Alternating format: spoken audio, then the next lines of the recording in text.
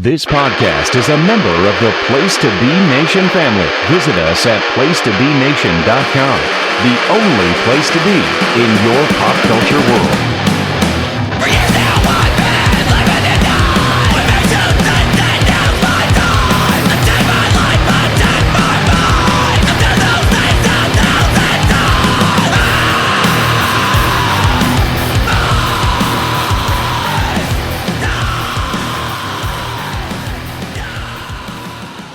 Welcome to the Row 1 Seat 1 podcast. This is Ben, aka Boston Nuga. Been a busy couple weeks for wrestling, more on the mainstream level than independent wrestling, though we had some really good independent shows in Chicago about a week and a half ago with Black Label Pro running and GCW running and Freelance Underground running in Chicago just prior to All Out. But obviously the headline is AEW All Out, which was a tremendous show, and then WWE kind of responding by retooling NXT with a bunch of tall people. So if you get a chance to see NXT this week, you'll notice that everyone was very, very tall, which was something. Sure was something. I don't know about WWE anymore. Not really my thing, but NXT.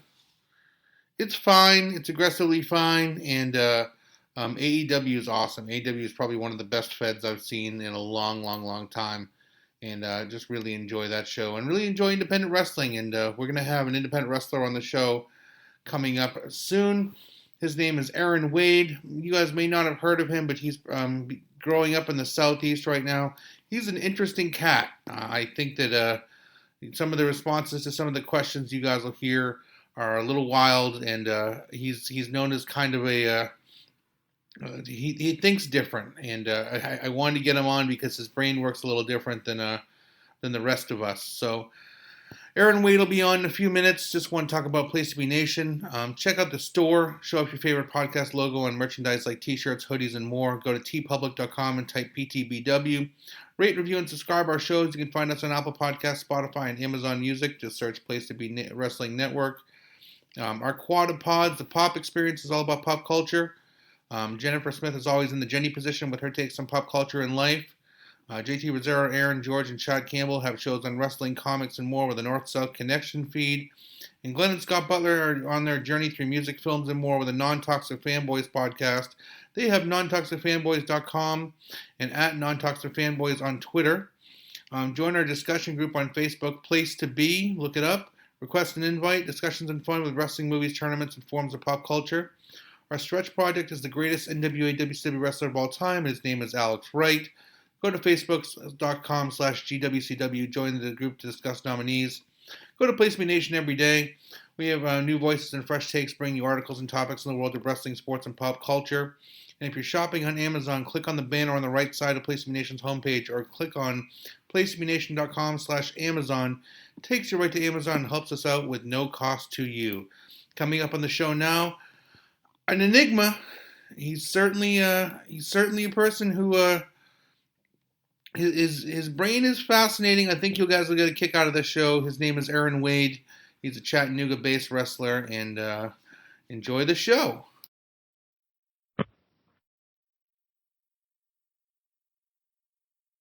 We are here with one of the up-and-coming talents in the Southeast. This is Erron Wade. Erron. Been meaning to have you on the show for a while. You are not only a great wrestling talent, but a very fascinating person.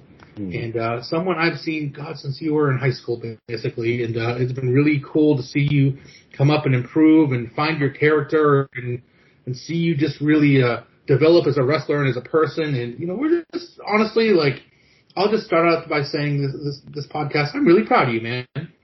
Thank you, Ben Zaney. How did the love affair with wrestling start? How did wrestling become a thing in your life? So I had this friend back in, we were friends for probably since elementary school, I would say. And his dad was a wrestler under, I think Domino or Domination, or it was something weird. And then he had a stepdad that was also a wrestler, and he got me into wrestling around like '08 ish, I guess. I never really watched it, which this is kind of weird, but like I didn't think like wrestling, like the people that we like Jeff Hardy, Undertaker, Mysterio, people like that. I didn't think they were real people.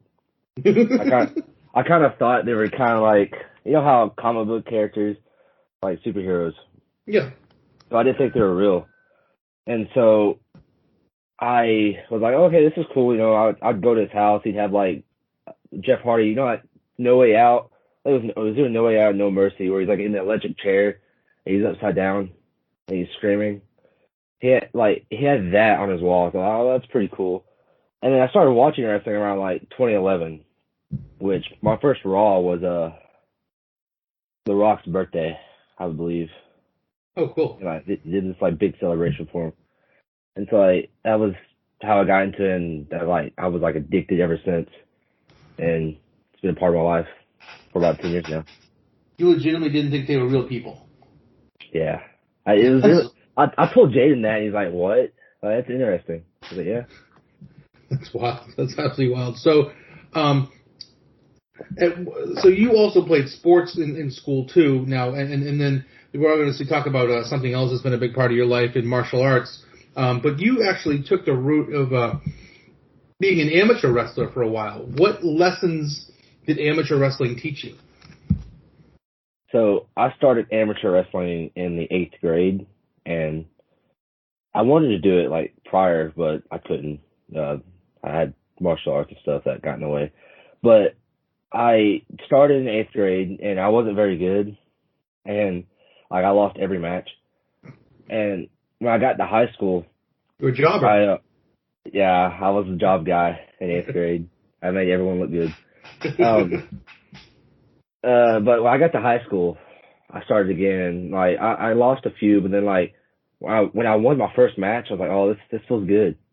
So I won like sporadically throughout my 9th grade year, and they taught me like a little bit like, you know, some chain wrestling I can use during chain, like in pro wrestling, which is cool.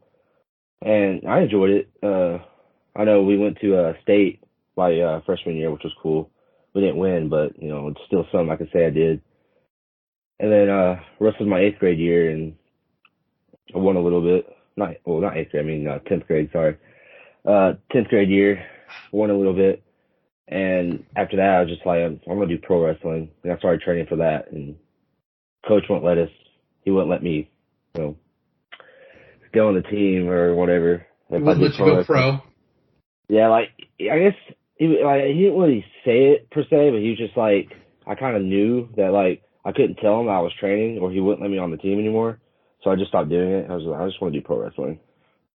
Well, one thing that's been a major part of your life since childhood has been martial arts. Talk about your martial arts background and how that has shaped you as a man, as a person, as a you know, your sense of you know, discipline, your you know, your athletic abilities. You know, what meaning does martial arts have for you?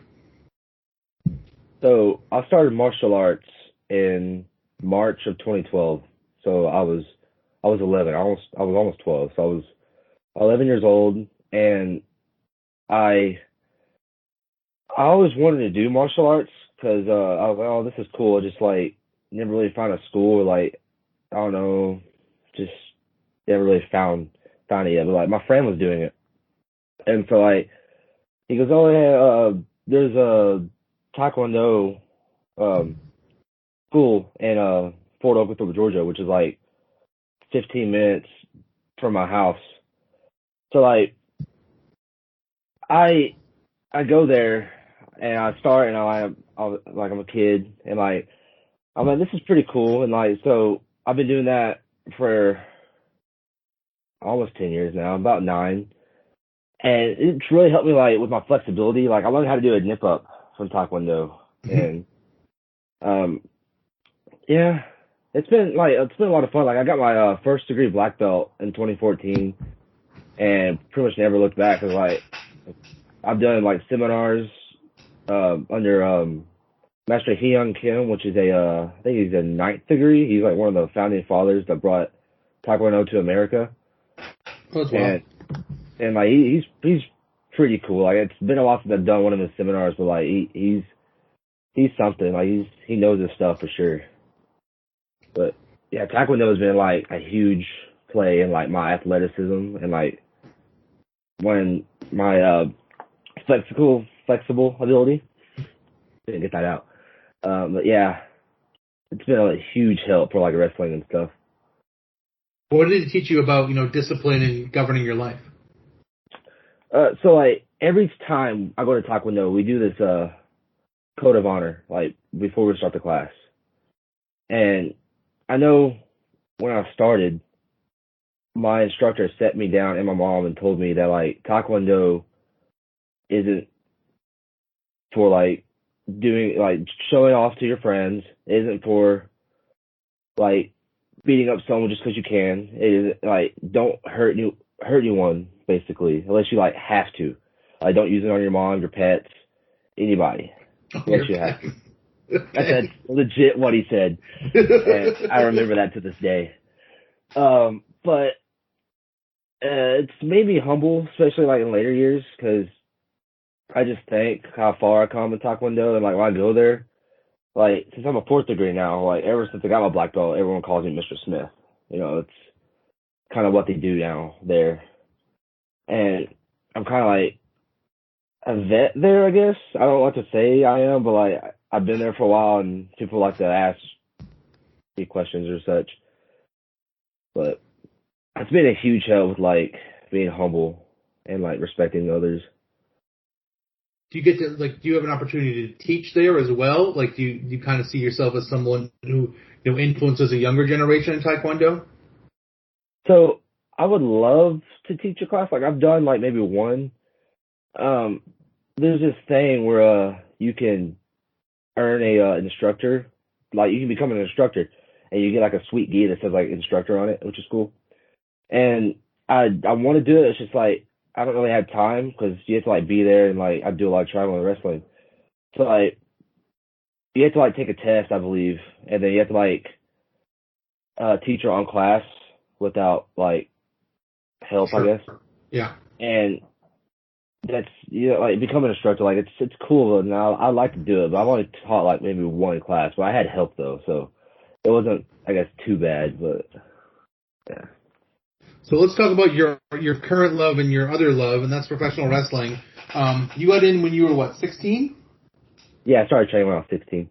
Good Lord. And you started in Georgia, right? Yes. Talk about your first experiences. Was it something that was overwhelming at first or something that you dove into the deep end head first? So I had this other friend. I had a lot of friends. That he was also into wrestling as much as I was. And he got in contact with this guy named Matt Gilbert. And he started training.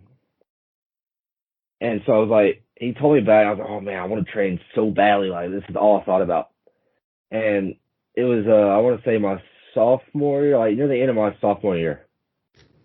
And he told me who he was. And so like I found him on Facebook and I contacted him. I said, hey, my name's Wade. I've been a wrestling fan for a while now. I mean, I heard you train. How much? Where you located? Things like that. And he got back with me. I can't remember how much he said that the classes were. Maybe 20, 30. It was something like that. Maybe. I can't really remember. But he's like, yeah, I'm located in Chatsworth, and I train twice a week. I think it was like Tuesdays and Thursdays. And it's like, oh, cool. I'm so excited. So I remember I was like really pumped. So like during lunch, we had an hour lunch. So I was able to do whatever I wanted. So I remember I called my parents. I was like, hey, I really want to train. And at first they're like, oh, that's too far away, things like that. I was like, oh, but come on, please, I want to train. And then so I finally talked my dad into it. So we went, my first training session, my friend was there obviously, and I fell in love with it. I got to take my first bump, and it was great. I enjoyed it. So you mentioned your parents. Now, you are very lucky in that you have parental support.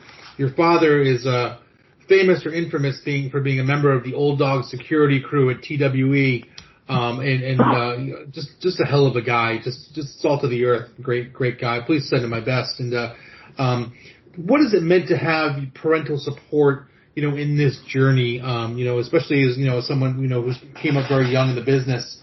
Has that meant everything to you?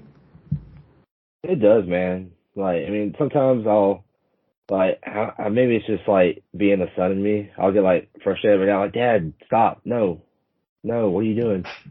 Things like that. And, like, Jaden and everyone gives me crap for it, which I love my dad and I love my mom. They're huge support. At first, my mom was kind of hesitant about it. I don't think she wanted me to wrestling.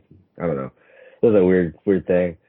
But my dad's always been all for it, and he's bought every shirt pretty much I came out with. He, for the most part, comes to every show that he can, and he's been a huge helping hand with, like, staying focused, not giving up, and just achieving what I love and doing what I love to do.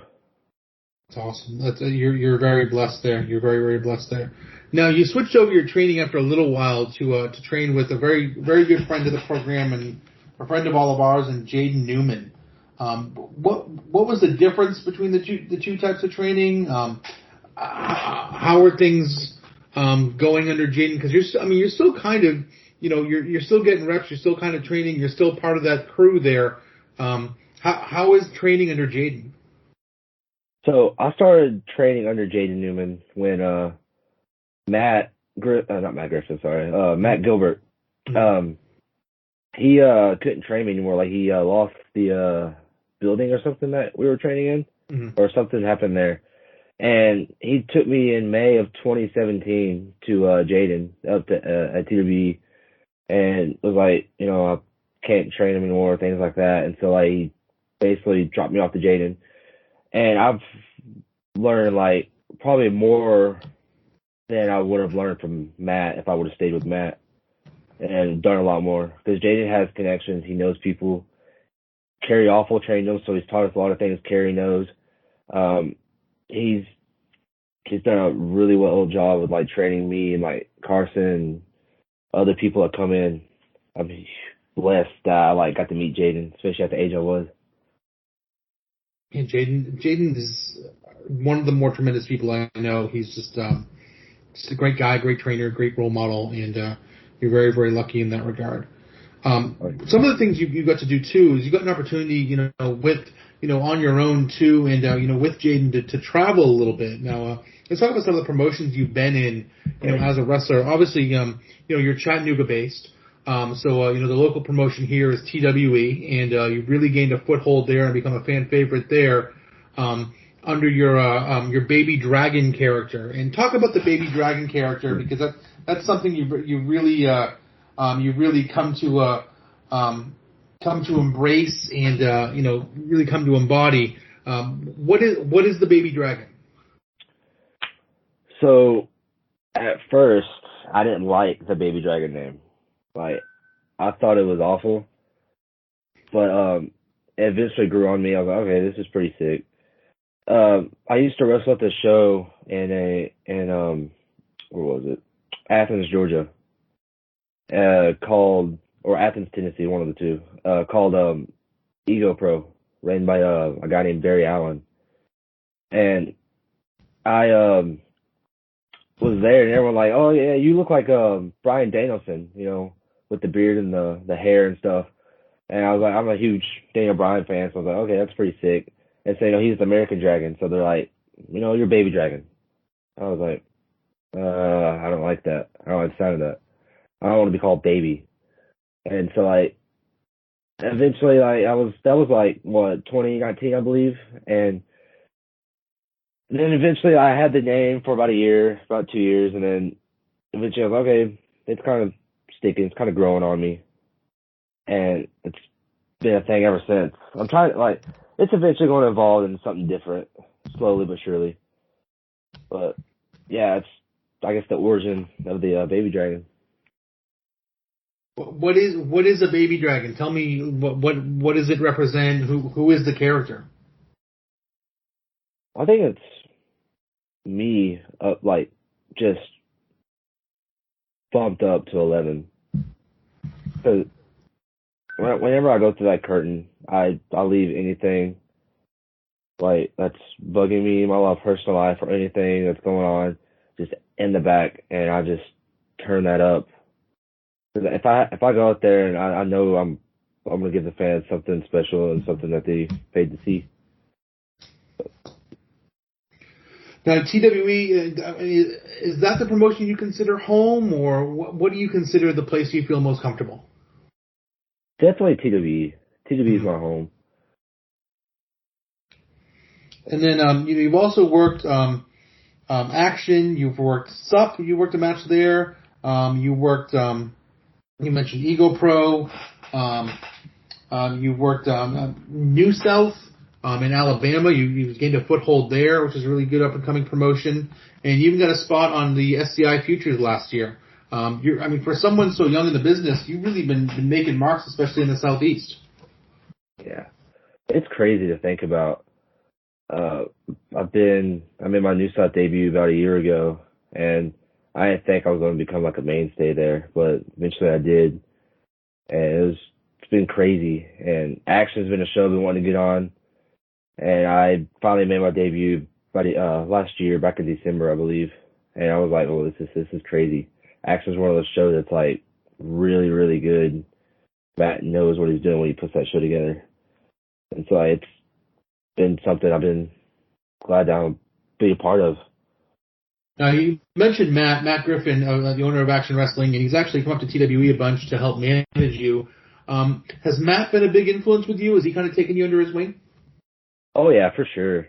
Matt, he'll have me in the corner, even though I'm not he's tell me some advice, and it's really good advice. So, I really appreciate Matt to be able to, be my manager and come out with me and support me. He's a good dude. Does he give you advice out of the ring too? Has he kind of been a career advisor as well? Oh yeah, everyone likes to mess with me a lot, which is kind of the joke in the locker room. But he lets me know give me some advice, especially with me riding back in Tampa when I went to Mania Week, I stayed with him and Dylan, and it's been awesome so far. Him just being around Matt, being around the people I am. Yeah, you mentioned Dylan Hales too. He seems to have an influence with you as well. He seems to be watching out for you also. Yeah, Dylan considers us all of his kids, which is cool. And it's really cool to be as close to Dylan as I am. Especially someone that has makes a living in wrestling, which is cool. And it's cool to be around Dylan. I like Dylan. Dylan's a great guy. Dylan's a great guy. Now, one thing you also get a chance to do is you travel a fair amount for wrestling. We were talking a little bit earlier, and you said you actually even got a chance to go to Texas. Yeah. You seem like a guy who really enjoys the drives, and you seem like a guy who really enjoys the travel. And talking to people who travel with you, they always love to see you travel with you because you cut it up, and you make all the trips fun and stuff like that. Talk about the love of travel and how much you enjoy that portion of the business. I like traveling because during the week when I didn't wrestle this past weekend, just took a week off because I got so many dates coming up that are pretty good, and so it's I feel like I'm at home when I'm on the road with my friends, and we just talk and just it's a lot of fun. But back when I went to Texas my first year in the wrestling business, and at first I was really terrified because Texas is so far away, and we went to a show called Metroplex down there, and it was a fun show. I was still really super green, and I was kind of okay, yeah, this is different. It's my first year, and I'm wrestling in Texas now. This is cool. My first big trip, I guess, road trip in wrestling. And we stayed at Wade Hunt's parents. They own a B&B, so we stayed there, which was really nice. He let us stay there, so I'm very fortunate for that. Now, where are some places you'd like to wrestle coming up? What's on the 1 year plan, the 5 year plan for Erron Wade? St. Louis Erron could be a fun place to wrestle. That's on my list for sure. The place is a blast. That's an awesome, fun time. I've been there a couple times, and it is like it rules. I've heard a lot of good things about it. And Anime Mid-South is another one I've been wanting to be at too. Really? Yeah, I've been wanting to go there for a while. Well, we know some people, so you never know. You never know. Now, I want to get into some of the fun portion of this here. You're known as a bit of a cut up. You're known as someone who has some funny answers to things, and I'm just going to ask you some. I'm going to start with some of the basic questions, and then kind of branch out from there. First of all, what does it mean to disrespect your surroundings, Erron Wade? Okay. Tell the story about this. Okay. So we were on a trip. It was during Mania week. I think we might have been on our way back from Tampa, and we might have been stuck in traffic or something. And Dylan Hells is sitting next to me, or no, he might be sitting up front with Jaden. Matt's sitting next to me, and I said something, and then I said, "Hey Dylan, do you ever disrespect your surroundings?" And Dylan goes, "What?" Like, you know how Dylan does that thing where he takes off his glasses and he kind of just like puts his head in his arms and just kind of like rubbing his forehead. Yeah, a lot of us do that. A lot of us do that. So, he did that. And he goes, "What?" Every time I hear him, I just hear him say that in his voice. What do you mean by that? What was your motivation behind that statement, Wade? I mean, like, you disrespect. I don't know. That's what I'm asking. But like, I mean, if you go up to something and you punch like a tree, that's disrespecting your surroundings. Yeah. It's how it works. I do not know that is not how these things generally work. Okay. So punching a tree is disrespecting your surroundings. For those who have asked the question, punching a tree is disrespecting your surroundings. Wade, where do we go when we die? I'm a believer. I'm a Christian, so I'm a believer in heaven and hell and stuff. And so I believe in that. If you die, you either, I guess, go to hell or you go to heaven. Well, there's like that void, I guess, that Nick Gage saw when he died, when it was like pitch black. So I'm a believer in that stuff. Because you heard about it from Nick Gage. Yeah, I did on Dark Side of the Ring. Yeah, I heard about that. What is the meaning of life? Disrespect your surroundings.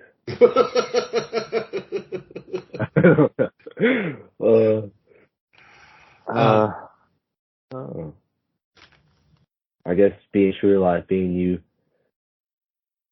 Yeah, that sounds like a good answer. Okay, cool. All right, I'm gonna get weird with it now.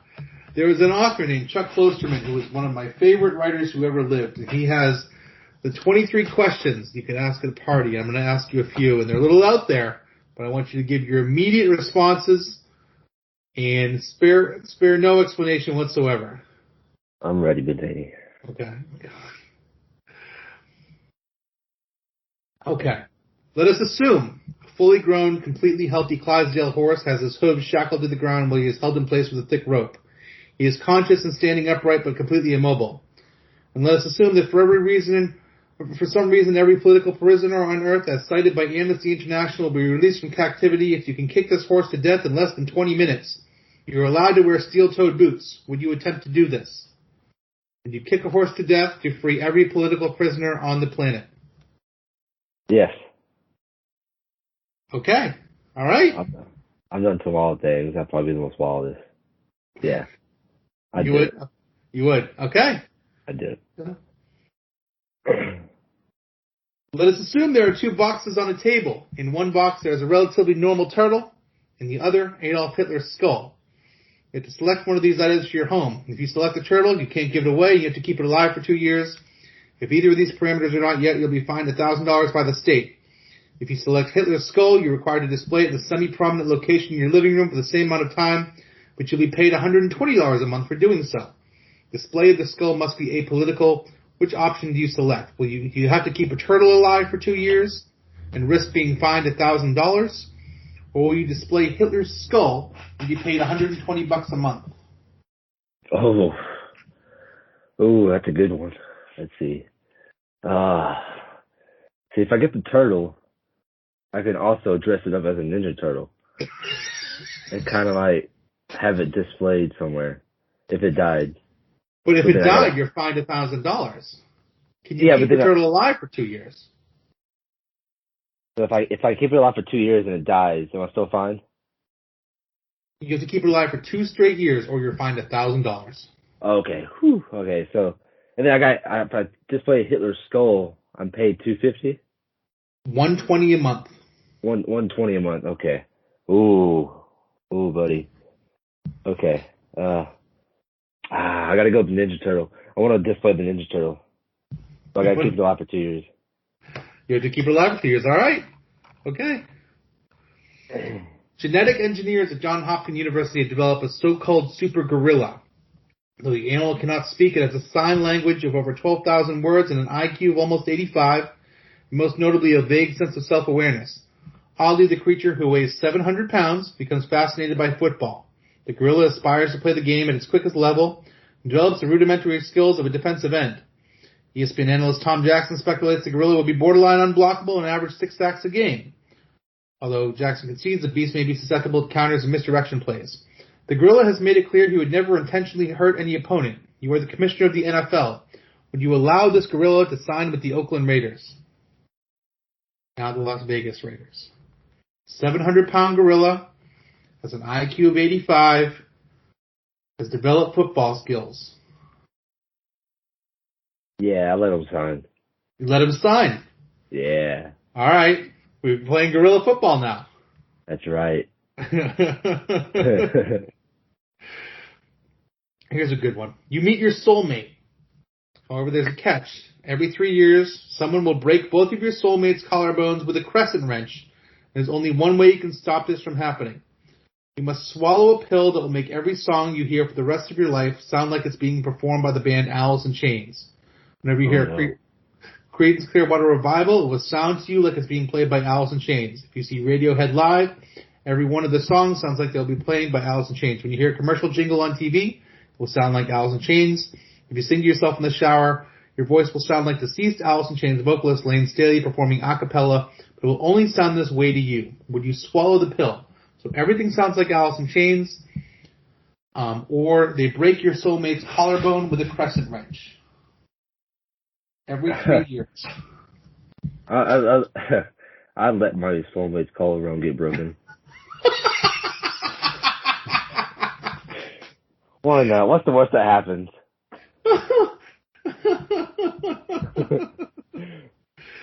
Okay. All right.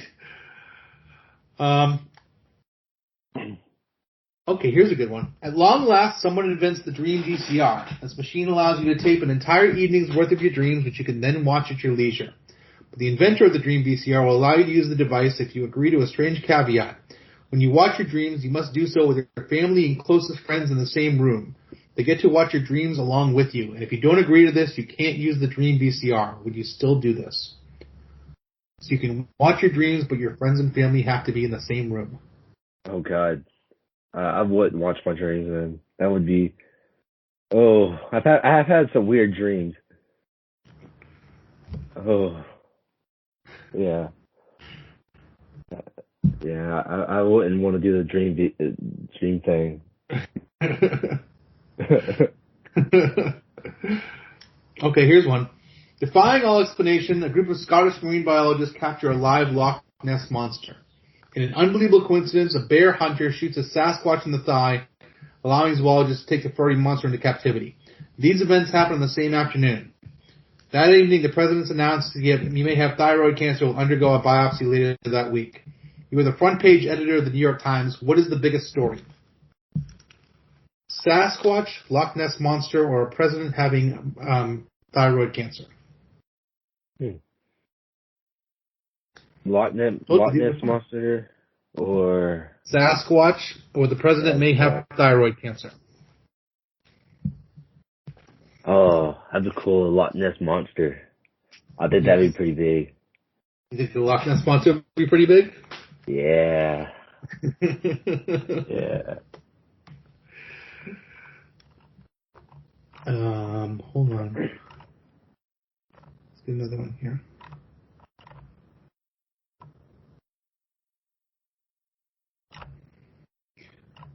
You meet a wizard in downtown Chicago. The wizard tells you he can make you more attractive if you pay him money. When you ask how this process works, the wizard points to a random person on the street. You look at this random person. The wizard says, I will now make them $1 more attractive. He waves his magic wand. Ostensibly, this person has not changed at all. As far as you can tell, nothing is different. But somehow, this person is suddenly a little more appealing.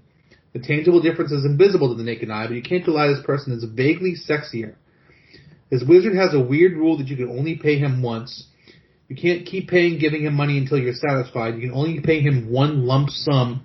How much cash do you give the wizard? Would $1 be good? Just to be $1 more attractive. Yeah. You just want to be $1 more attractive. That's all you want to be. Well, let's see.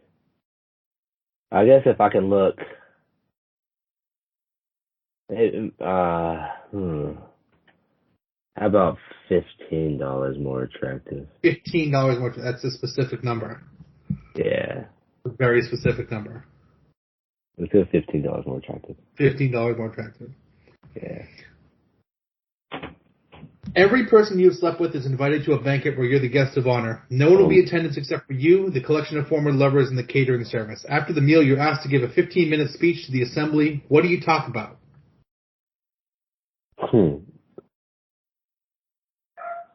So everyone I've slept with is invited to this party? Yes, it's just you and everyone you've ever slept with, and you have to give a 15-minute speech. Okay. I think I would tell the story about me having intercourse while watching TNA. Do you want to retell that story? You can retell that story on this podcast if you want. Oh God. Oh. Yeah. Oh. You can tell it G-rated if you want, but some people have heard it. You were watching TNA while mid doing it? Mid doing it, and it was a Final Resolution 05, and it was the ultimate X match with Chris Sabin, P.D. Williams, and AJ Styles. And AJ gets drop kicked while hanging from the cables, and he does an inside out bump. And I stopped and made her watch that spot because it was awesome, and I don't regret anything.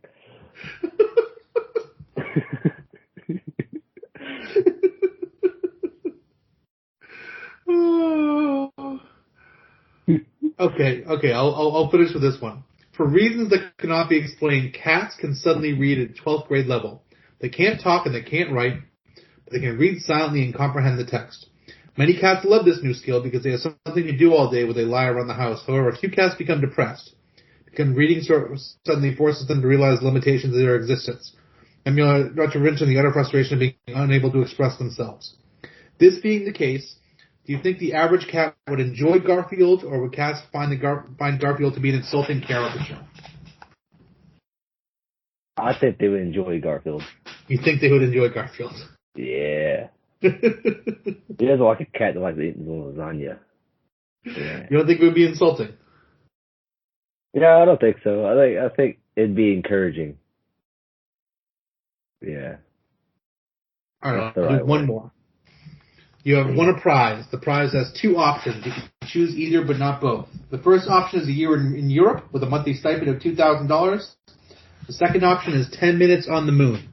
Which option do you select? So I get $10 million for... No, $2,000 a month and a year in Europe, or 10 minutes on the moon. Oh, $2,000 a month for a year in Europe. That sounds awesome. I could wrestle there. Where you do it on the moon? I could wrestle there. I mean, That's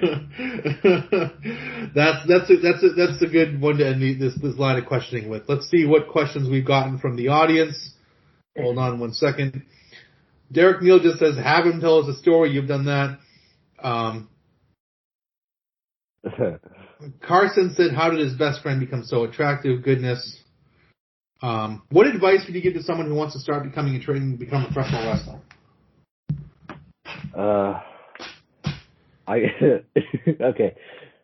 I give the advice that someone gave me when I started wrestling. Leave the business.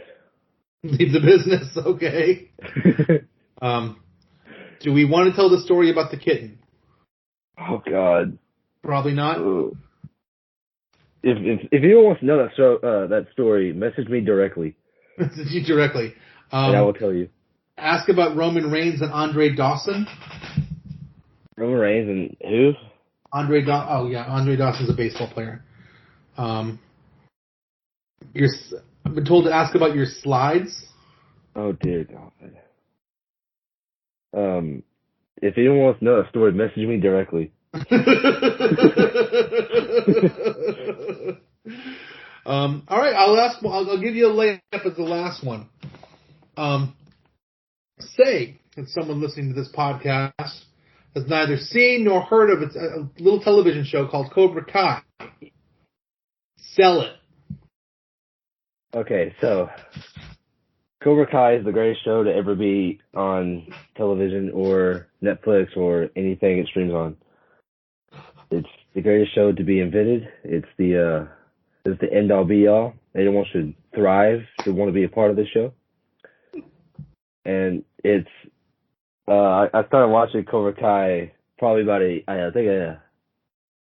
year after it came out, and I was blown away. It's the greatest show. Why? Sell it. It takes. Okay, so anyone that's ever watched Cobra Kai, it takes place about 30 years after the original Karate Kid movie. And there's a lot of characters in that show that are amazing. And one of them is Hawk. And he has a red mohawk. You're a big Hawk guy. I am. I love Hawk. He's my favorite character. Oh, okay. All right. Good to know. Hawk's pretty good. Ray Fury actually said I remind him of Hawk, which it made me happy. And so Hawk, at first, he starts out being like this nerdy type of he's bullied. His running name is Eli Moskowitz. He's bullied. He's a nerd. He only has one friend, and then he joins Cobra Kai because Miguel was in it, and he goes, "Oh, I'll give it a try." So he joins, and then he has this like lip scar from like the surgery when he was born, and so he's bullied for that. Like a cleft palate thing. Yeah, and then when he gets to Cobra Kai, Johnny Lawrence makes fun of him, and then he leaves. And then I think maybe like the next episode or like the episode after that, he comes back and like with like a blue mohawk, and he reinvents himself as Hawk, and he gets this sweet tattoo of a hawk on his back, and it's awesome. It's the coolest character on the show. We need to say where we're just like Wade just retells movies or stories like television programs. I think we just happened upon a new thing. I mean, people are like politicking for me to do story time again. It's a thing that can happen again. This is tremendous. Well, tell us what dates do you have coming up? Tell people how they can see you, they can find you, they can book you. Get pluggy. Let's see. Let's find my notes here. I write all my dates down, like upcoming shows. So this Saturday, me, Jaden, and Carson, and I think Sage Phillips is coming with us as well. We're riding down to Ignite Wrestling in Florida. So I get to debut for Ignite. I'm excited for that. And I'm riding down with Billy Tipton to IWA Mid-South, which hopefully one day I can get on that show. That's a goal of mine. The 24th, I have Action. The 25th, I'm riding down with, I think, Pete Youngblood, Jaden Newman, and Kevin Koo to Freelance in Chicago. Cool. So I'm super pumped for that. And then October 9th, TWE. October 15th, Action Wrestling. October 16th, I'm going with Graham, Carson, and a few others to Missouri. And October 23rd, TWE's Nightmare on Dayton Boulevard. That's going to be fun. October 24th, I'm going to SUP, which I always love going to SUP. SUP's a fun SUP's show awesome. to be at. SUP's the best. And it'll be the first show back. That's going to be such a party. Yeah, SUP's a great show. They don't have to use me, but I always love going there and helping out and stuff. It's always fun. I love the locker room.